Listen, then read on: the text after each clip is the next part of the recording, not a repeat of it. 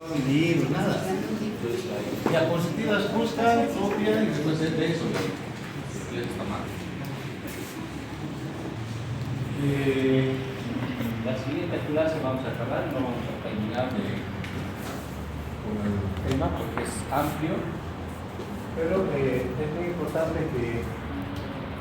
que sepan cómo está formado el ojo y cuál es su función de cada estructura. ¿Por qué es importante cada estructura ocular? El globo ocular, bueno, ¿qué es lo que hace? Les dije en la anterior clase que recibe todo lo que vemos son estímulos luminosos que llegan al ojo, ¿no? Entonces, recibe todos los estímulos luminosos, los va a codificar y los va a transmitir.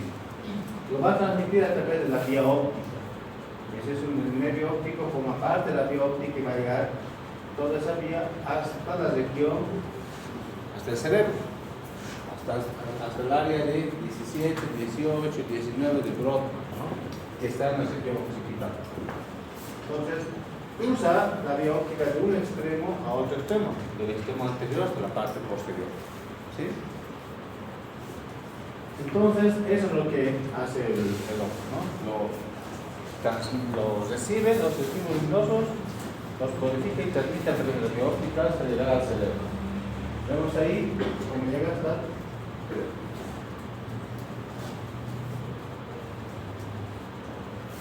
La ubicación del globo ocular. ¿Dónde está ubicado? Sabemos que el globo ocular está en las órbitas, ¿no? En las órbitas óseas. Pero en el tercio anterior.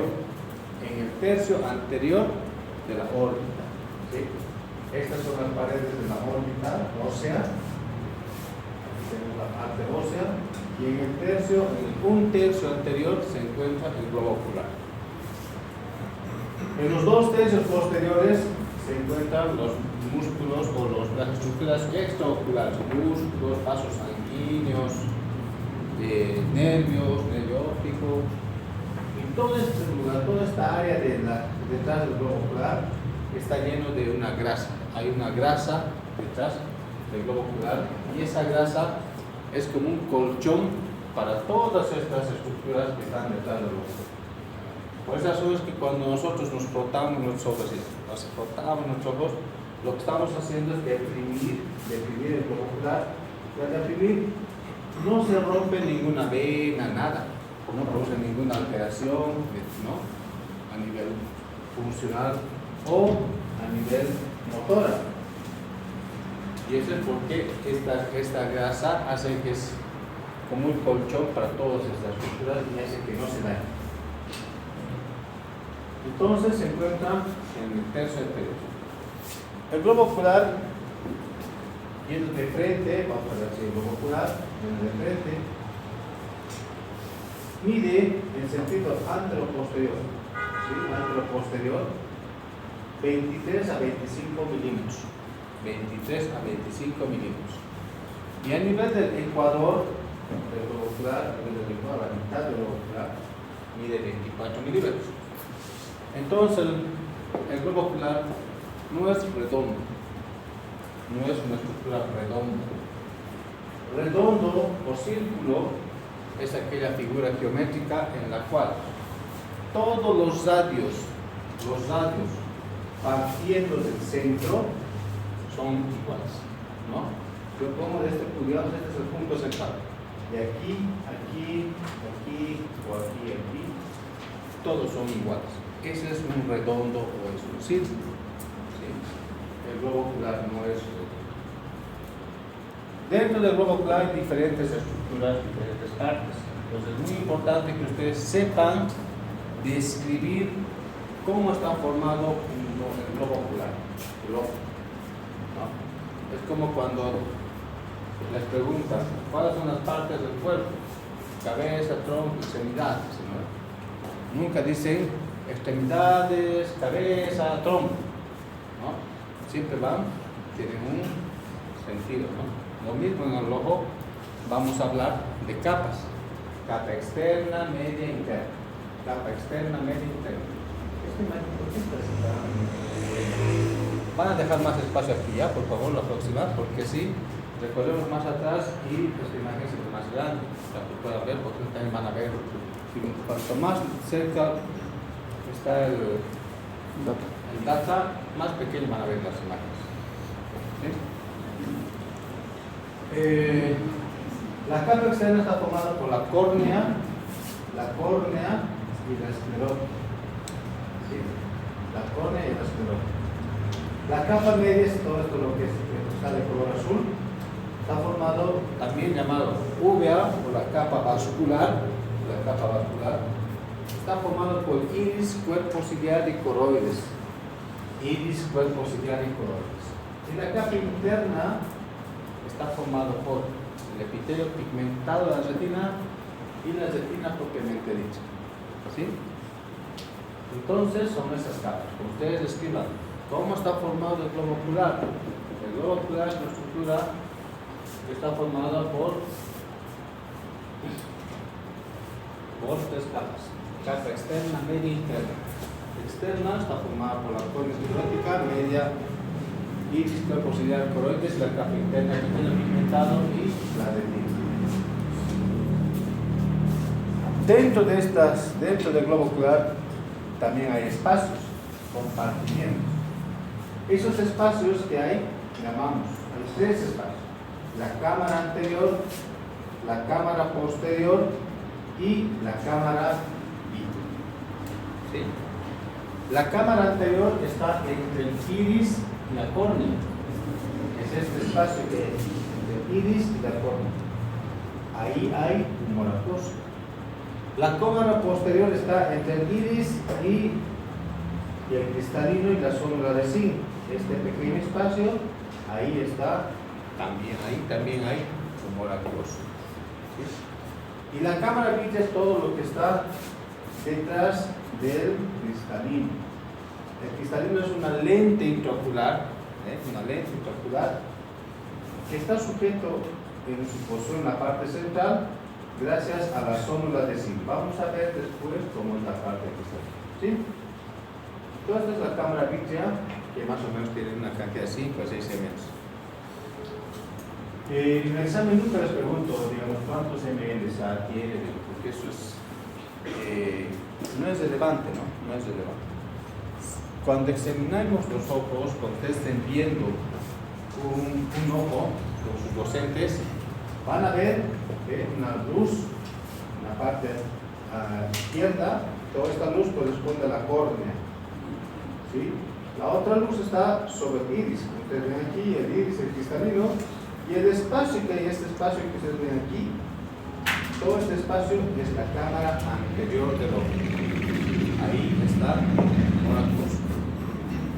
Entonces, el humor acuoso está en contacto con la cara posterior de la córnea. ¿No? Vamos a hablar ahora capas por capas. La capa externa está formado por la córnea y el esclerótica.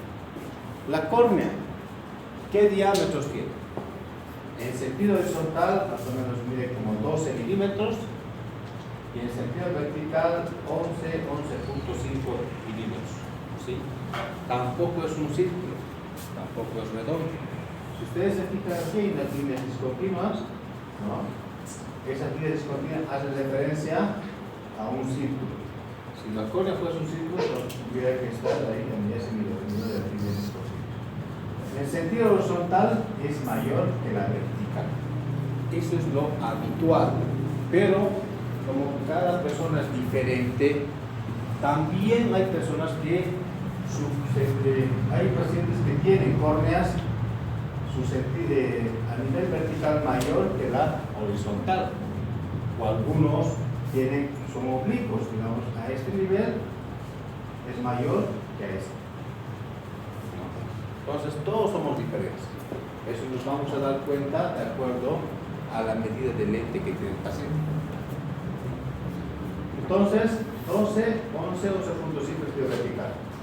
Ahora, el grosor de la córnea. ¿Cuánto mide el grosor de la córnea? Entre 540 y 560 micras.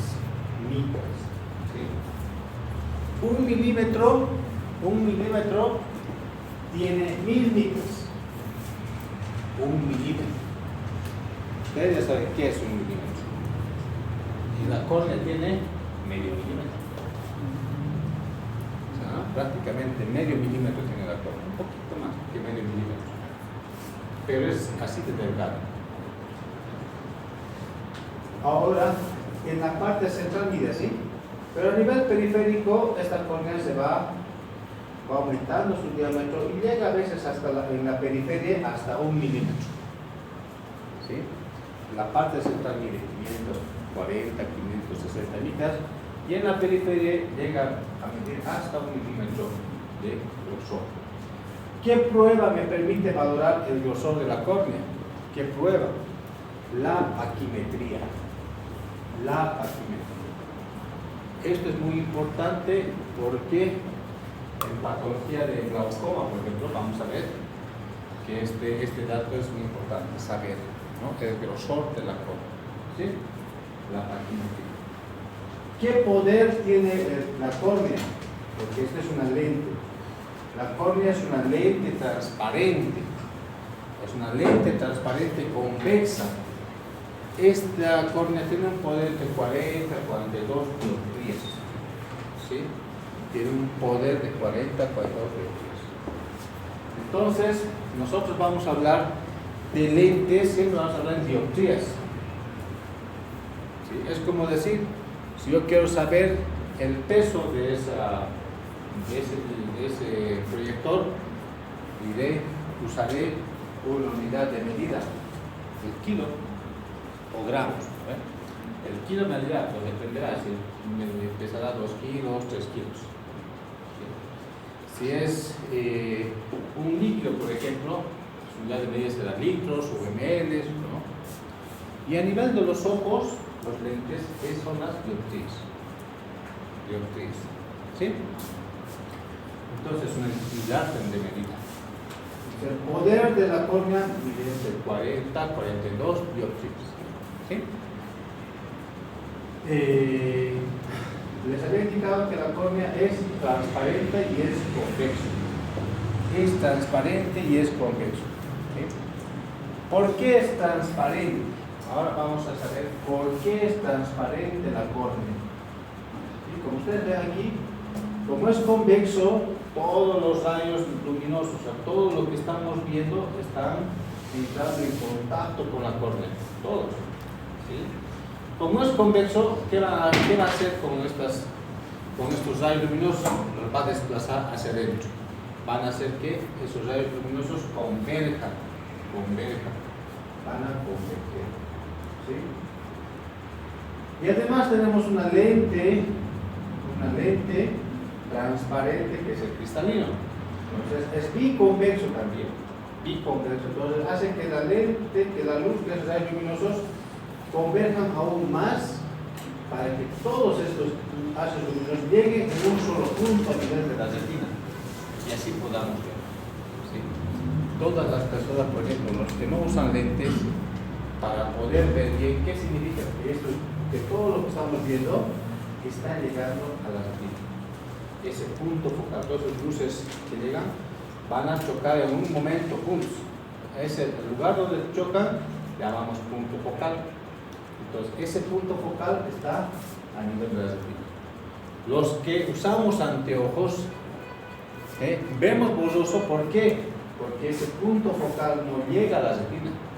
O llega adelante, o llega atrás, o llega más arriba, más abajo, pero no llega. ¿Sí? Pues ya con los lentes hacemos que esos rayos luminosos lleguen a la retina. Y por esa razón también vemos normal con una persona como que no usa lentes, ¿no? Perdón, doctor, y las personas que digamos hacen una operación, ¿qué parte lo raspan o cómo funciona esa parte? La córnea. Ahí, para que pueda como ver. Claro, la idea es modificar la curvatura para que esos haces de luces lleguen a la retina. Ahí. Tenemos la córnea y la esclerótica. Entonces, vamos a hablar sobre la córnea, sus capas de la córnea. La córnea tiene 5 capas: epitelio, membrana de Bowman, estroma, membrana de DSM y endotelium. 5 capas. ¿Sí? Quizás en algún libro ustedes van a encontrar que tiene 6 capas, hay una membrana de Dewar se llama, pero todavía no está totalmente aceptado, entonces vamos a hablar solo de 5 capas. Estas 5 capas, vamos a ver por qué es importante cada uno. ¿Por qué es importante cada uno? La córnea, les había dicho hace un momento, es transparente porque también es avascular. No tiene vasos sanguíneos. Entonces, como no tiene vasos sanguíneos, pues la es transparente. También es transparente por la presencia de lágrima. Nosotros tenemos una cierta cantidad de lágrima que está producida por la glándula lagrimal, principalmente, aunque la lágrima tiene 3 capas. Luego vamos a hablar de las capas, vamos a hablar solamente de la lágrima. La lágrima lo que hace es lubricar y dar nutrición a la córnea. Nosotros al parpadear estamos distribuyendo la lágrima sobre la superficie de nuestra córnea, nuestra conjuntiva, y de esa manera también damos nutrición a nuestra córnea. Entonces, si el paciente tuviese ojo seco, ustedes han visto pacientes, han escuchado la palabra síndrome de Sjögren. Sí, ¿verdad? Son pacientes que tienen sequedad de las mucosas. ¿Sí o no? Sí, sequedad de la nariz, sequedad de la boca y sequedad de los ojos, porque la conjuntiva es mucosa. Nosotros bajamos el párpado, todo lo que vemos ahí rojito es una tela finita que está protegiendo la cara interna de los párpados. También protege la parte anterior del globo ocular, entonces es mucosa. Por eso es lo que el paciente tiene sequedad de los ojos. Entonces esta enfermedad sistémica lo que hace es fibrosar a las glándulas que producen líquido, a la glándula lagrimal, glándula salival, glándulas de Bartolino para las mujeres, en la cual se producen sequedad de los genitales, de la vagina, y es lo que provoca. ¿Sí? Entonces, cuando hay ausencia de lágrima, cuando el paciente tiene poca lágrima, la córnea también se va a opacificar, va a perder esa transparencia que tiene. ¿Sí? Entonces, la córnea, para ser transparente, necesita de lágrima, necesita ser avascular. 2.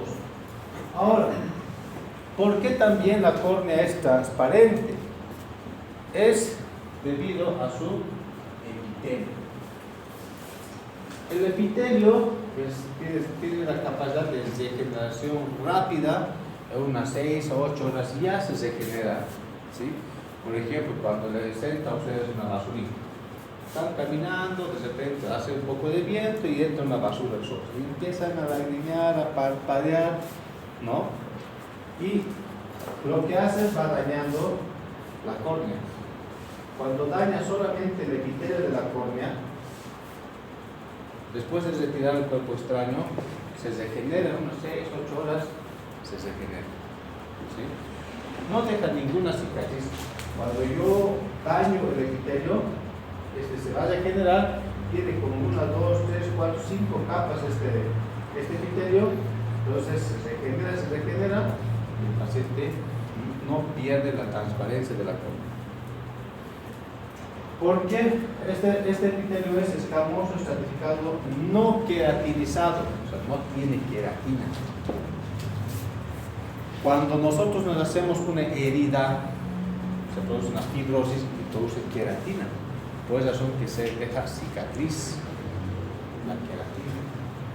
Entonces, ¿qué pasa cuando el paciente, por ejemplo, se produce una herida en su ojito y deja una cicatriz? Fíjense, deja una cicatriz, esto es queratina. Entonces, cuando afecta más abajo del epitelio, por ejemplo, el trauma ocular que ha tenido el paciente afecta la membrana de Bowman, estroma o DSM o endotelio, todo el espesor de la córnea, siempre va a dejar una cicatriz. A esto llamamos leucoma. Leucoma. Entonces, a partir de ahora ya no voy a decir cicatriz corneal, sino voy a decir leucoma. Cuando yo diga leucoma, estoy haciendo referencia a una cicatriz en la córnea. ¿Sí? Entonces, este paciente, por ejemplo, toda esta área de la pupila es por donde ingresa todo lo que vemos. Entonces, ¿cuál va a ser su principal síntoma del paciente? Disminución de la visión. ¿Sí? Disminución de la visión. Y es lo que va a tener el paciente.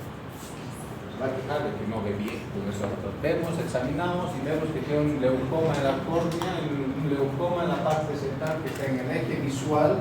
Esta es el eje visual. Entonces, esa es su causa. Porque tiene una cicatriz que hace ocurrir, ¿no? Aquí vemos otro paciente con otros interesantes. ¿Okay? Tratamiento tipo pasivo. En este caso, como cualquier cicatriz, digamos, tú te has hecho una herida aquí en la piel, se ha generado una cicatriz.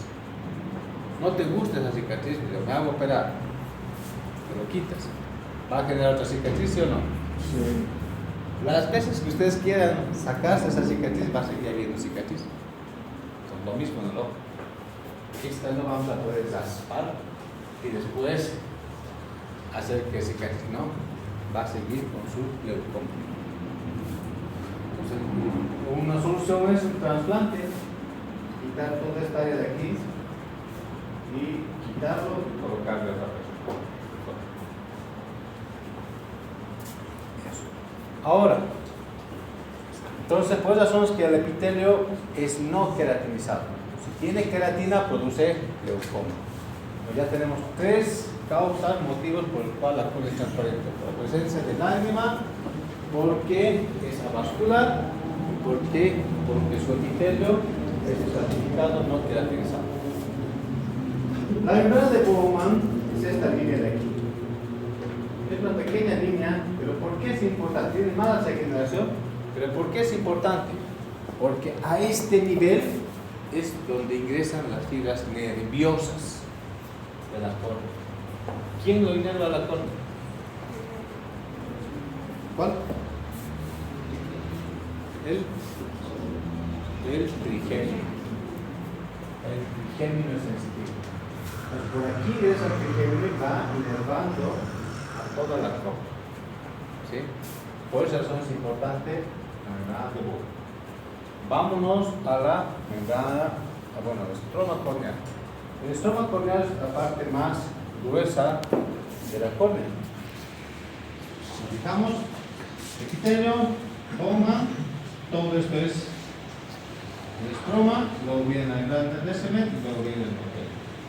¿Sí? Este estroma tiene, corresponde al 90% de espesor corneal, tiene queratocitos, porque tiene fibras de colágeno. Estas fibras de colágeno están dispuestas paralelas unas a otras. Por esa razón que también la córnea es transparente. Por la disposición de sus fibras de colágeno de la córnea, porque están paralelas unas a otras. La esclerótica también tiene colágeno, pero la disposición de estas fibras es anárquica, están en diferentes disposiciones, no están paralelas. Por esa razón que es opaca, es blanco, no es transparente. Porque la esclerótica también es avascular. ¿Sí? Entonces ya tenemos ya 4 causas por las cuales la córnea es transparente. Lotito, una pregunta. En este caso, tal vez no sé si me ocurre, ¿no? Podría ser importante el consumo de colágeno. ¿Qué? El consumo de colágeno sería importante para mantener esa estructura, algo así, o no tiene nada. No tiene mucho que ver con el globo ocular. Probablemente sí, con las articulaciones, donde hay bastante en las articulaciones, ¿no? Ahí sí, pero a nivel del ojo, vamos a ver, por ejemplo, una patología que se llama escleritis, inflamación de la esclera. Ahí se pierde, como es colágeno, se pierde la sangre. Y ese es por un proceso inflamatorio y con todo lo que se pierde se pierde. ¿Sí? Entonces no se degenera. Esto de aquí es la esclerosis, es la córnea, vemos la transparencia, porque esa son si es transparente, podemos ver todas las estructuras que están detrás de la córnea. ¿No? El iris, pupila, cristalina. Aquí vemos nuevamente la córnea, aquí se ve claramente cómo es. La córnea en la parte central, delgada, y a nivel de la periferia se va engrosando. Se va indicando. ¿Sí? Para saber el poder de la córnea, había dicho hace un momento, la córnea tiene un poder de 40-42 de octavos. ¿Qué prueba me permite valorar el poder de la córnea? La queratometría. Queratometría. La queratometría permite valorar el poder de la córnea. La paquimetría, el grosor de la córnea. ¿Sí? Entonces, esta es la córnea, este es el iris, y este espacio que hay aquí es la cámara anterior del ojo. La membrana de Descemet es la membrana basal del endotelio. El endotelio son estos. Esta línea de aquí, observen, como rectangular, ¿no? Y encima esta línea azul, esa es la membrana basal del endotelio. Nada más. No vamos a meter más. El endotelio. Esta estructura es muy importante. Ustedes ven, tiene esa forma hexagonal. ¿Sí? Nacemos más o menos con alrededor de 3.000 células por milímetro cuadrado. De 1 milímetro, 1 milímetro por 1 milímetro por 1 milímetro por 1 milímetro, ahí hay 3.000 células. ¿Sí? Con el tiempo, estas células se van perdiendo, van muriendo. Estas células no se regeneran, no tienen esa capacidad de regeneración. Lo que se perdió, se perdió. Por tanto, cuando se pierde una célula, las que están adyacentes se elongan, ocupan ese espacio de la célula que se perdió. Por eso son que si esta es de las células endoteliales al nacimiento, fíjense cuando son adultos. No es la misma cantidad. ¿Sí? Y algunas veces hay enfermedades donde ese paciente tiene pérdidas excesivas de células endoteliales. Incluso aquí hay orificios, huecos, ¿no? Orificios donde las células endoteliales no han podido extenderse tanto, elongarse, que han tenido que quedarse de esa manera. ¿Para qué sirve estas células endoteliales? ¿Para qué sirve? Regula el balance hídrico de la córnea. La córnea tiene agua. ¿Sí? Entonces, el humor acuoso está en contacto con este endotelio. Y este endotelio lo que hace, como está en contacto con el humor acuoso, regula la entrada de agua a la córnea. Que dice, ¿no? Luego necesito tanto de líquido y tanto de líquido nóxico, y evita que ingrese la córnea. Entonces, ¿qué pasa en este paciente? Este paciente que no tiene células endoteliales, ¿qué va a pasar? Por gradiente de difusión, que saben es donde hay mucha presión, pasa al lado de poca presión, donde hay una barrera, entonces por aquí va a ingresar humor acuoso a la córnea. ¿Y qué va a producir la córnea? Edema. Por tanto, si va a haber edema en la córnea, ¿se va a perder la transparencia? Sí, va a perder la transparencia. Sí. Entonces, esa es la quinta causa, motivo por el cual la córnea es transparente. Avascular, presencia de lágrima, no queratinizado, las filas de colágeno del estroma son paralelas, y la función del endotelio corneal, que es regular el balance hídrico de la córnea. Para saber la cantidad de células endoteliales, la prueba que he repito ahora es la microscopía especular. La microscopía especular me permite valorar cuántas células endoteliales tengo. Esto es importante, vamos a hablar ya después porque es importante cuando vemos patología. ¿Sí? Pero entonces, ahora ya saben cómo yo voy a saber cuántas células endoteliales tengo. Muy bien.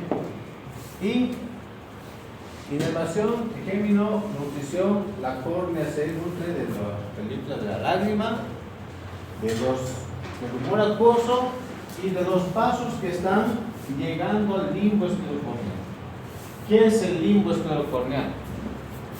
El limbo esclerocorneal es la zona de transición.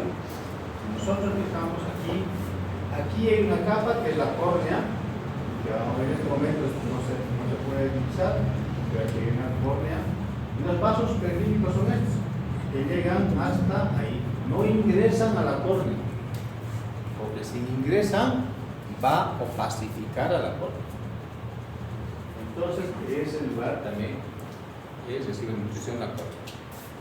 Ahora, ¿por qué es importante el limbo esclerocorneal? El limbo esclerocorneal es una zona de transición. Aquí está la córnea y se continúa con la esclerótica. Esta zona de esta área de aquí es el limbo esclerocorneal.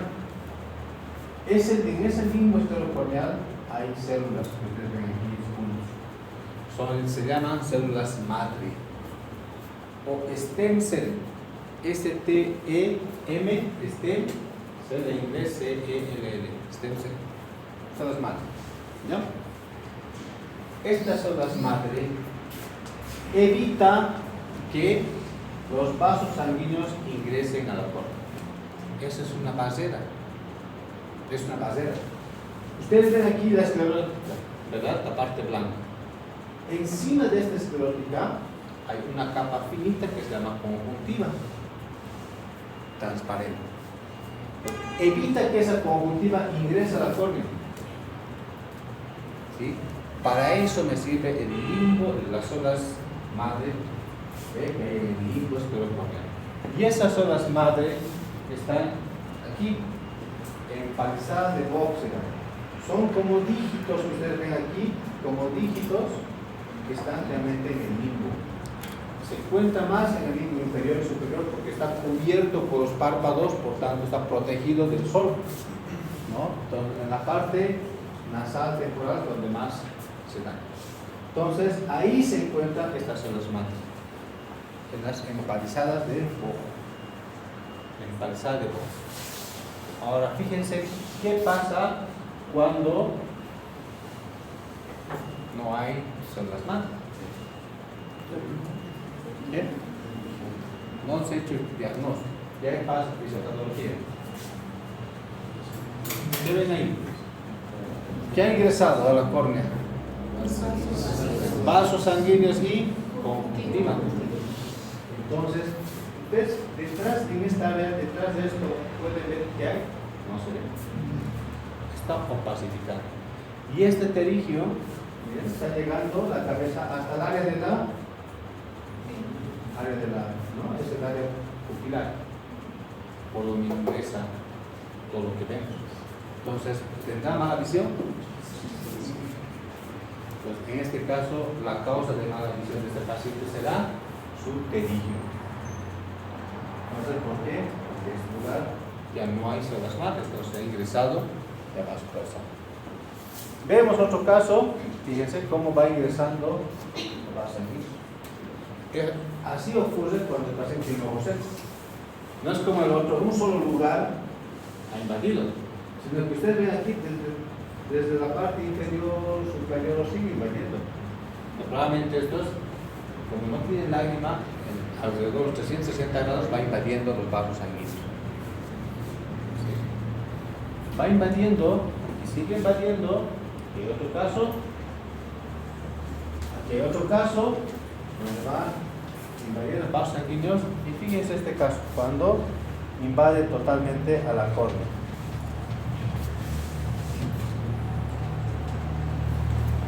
Lo vasculariza, lo pacifica. Una pregunta, las células madre, ¿por qué causa que desaparecen o se pierden? El sol, justamente, depende de qué patología. ¿No? Entonces, no es así, espontáneamente van a morir, pues puede ser, como digamos, como por apoptosis, por ejemplo. Probablemente hay pacientes que tienen células programadas para que vivan un tiempo. Por eso son llamamos apoptosis, ¿no? Muerte solar programada. Pues todos somos diferentes. Uno. Dos, pacientes que son expuestos al sol. Todos deberían usar anteojos. No estoy diciendo que deben usar anteojos con medida, todos. Pero todos deben de protegerse sus ojos. Nosotros, por ejemplo, los que usamos anteojos tienen protección. Tienen blue blocker, tienen filtro ultravioleta, ¿sí o no? Antirreflex. Y los que no tienen, los que no usan, ¿con qué se están protegiendo? Con nada. El problema es que ahora son jóvenes, o sea, no hay ningún problema. Yo veo bien que a mí me molestan los lentes, que no me gusta, que me provoca dolor, molestia que me analice. Pero es problemas, vamos a ver también qué es lo que pasa con el tiempo en las personas mayores, debido a que no usan anteojos, no se protegen de eso. Entonces, ahora que ustedes están avanzando oftalmología, deben de protegerse sus ojos. Caminen por la sombra. Use, si están en el sol, use unas gafas de sol que tengan filtro. Use no sé, un sombrero. Si van al campo, provincia, use un sombrero para que les proteja los ojos. ¿Sí? Eso es lo que deben hacer. Nosotros los que usamos anteojos no están